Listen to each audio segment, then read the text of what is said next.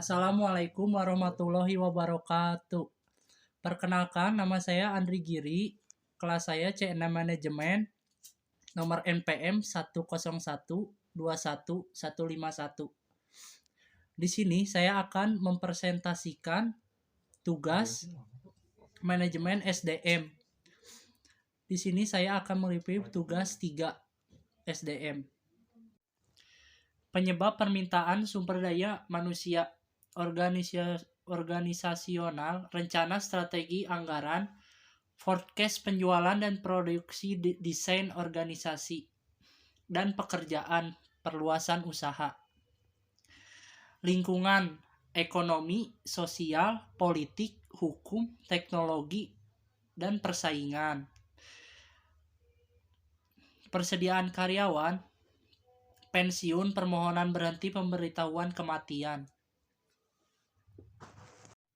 Perencanaan sumber daya manusia merupakan serangkai kegiatan yang dilakukan untuk mengantisipasi permintaan bisnis dan untuk memenuhi kebutuhan tenaga kerja yang ditimbulkan oleh kondisi-kondisi tersebut.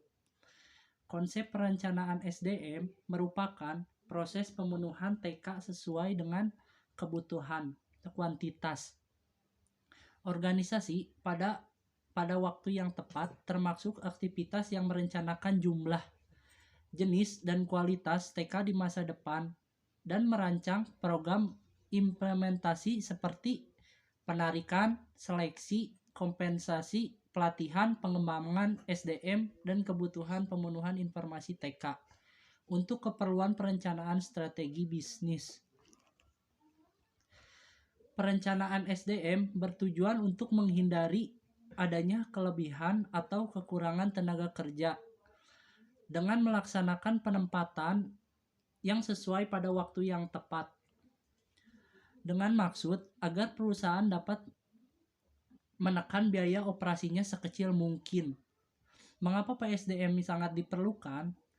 Perubahan yang cepat, ketidakpastian mengenai kondisi bisnis, peningkatan biaya-biaya, perubahan cepat dari teknologi tenaga kerja terlatih semakin terbatas.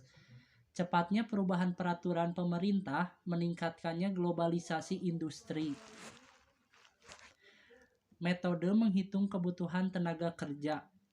Saat menghitung kebutuhan tenaga kerja atau manpower planning berarti menyusun rencana ketenaga kerjaan untuk memenuhi kebutuhan organisasi di masa depan yang disesuaikan dengan rencana pencapaian tujuan jangka pendek maupun pencapaian jangka panjang. Pokok perencanaan tenaga kerja adalah efisien dengan mengoptimalkan sumber daya manusia yang dimiliki dan perusahaan merekrut sesuai kebutuhannya masing-masing. Jika Anda seorang manajer SDM pada sebuah factory outlet atau FO, rancanglah sebuah contoh latihan untuk seorang supervisor pemasaran dengan poin-poin sebagai berikut. Nama pelatihan supervisor FO, analisis kebutuhan organisasi, pemantau pemasaran produk, dan kemampuan layanan digital pemasaran. Tujuan membuat pelatihan, membuat konsumen tertarik, menambah kemampuan kerja yang produktif, mengembangkan skill pemasaran digital, marketing.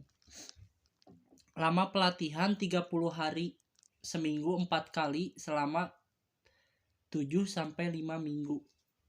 Peserta 20 orang karyawan per tahun. Tempat gedung pelatihan. Waktu dilaksanakan pada bulan Januari sampai Agustus. Metode penelitian, training, seminar, kajian, diskusi, dan pembahasan kasus evaluasi. Dilihat pada pelatih yang dilakukan selama 7-5 minggu.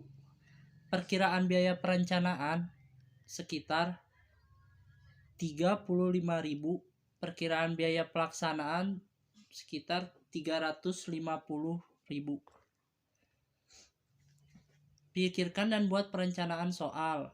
Anda adalah pegawai pada perusahaan C, perusahaan konveksi pakaian remaja. Apa yang Anda lakukan perencanaan karir Anda?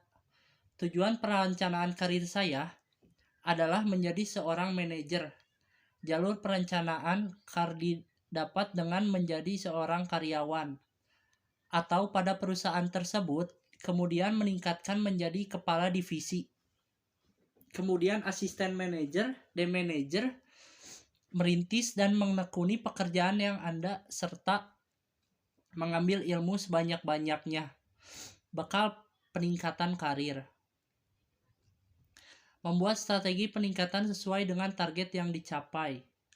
Jadi kita tuh harus mempunyai strategi, harus mempunyai target agar bisnis atau usaha kita berjalan dengan lancar.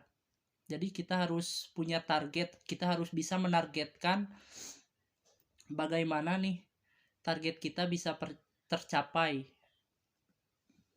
Yang selanjutnya, melakukan perkembangan diri secara pribadi untuk menjual karir yang direncanakan. Perencanaan karir direktur SDM. Bekerja sama dengan karyawan nanti. Baik dan tepat menyediakan beberapa fasilitas dan tunjangan agar karyawan termotivasi dan bekerja sama sesuai target. Mengadakan pelatihan dan bimbingan setiap bulan agar para karyawan dapat bekerja sama tahap dan meningkat. Membuka seminar bagi setiap karyawan yang mempunyai bakat apapun dalam pekerjaannya.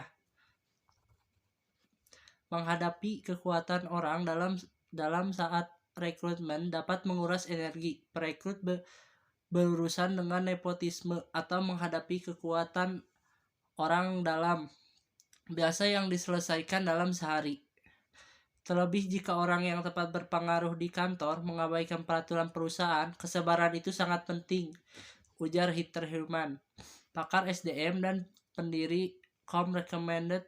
Namun sabar saja tidak cukup. Seorang HR juga harus memiliki cara dalam di lingkungan kerja, terutama sama rekrutmen.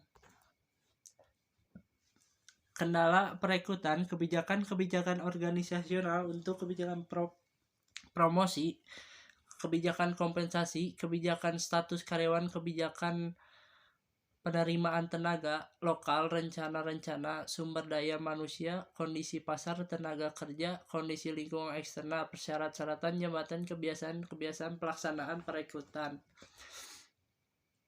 Metode rekrutmen dengan sumber eksternal 1 melalui iklan di media massa, radio, TV, koran, internet.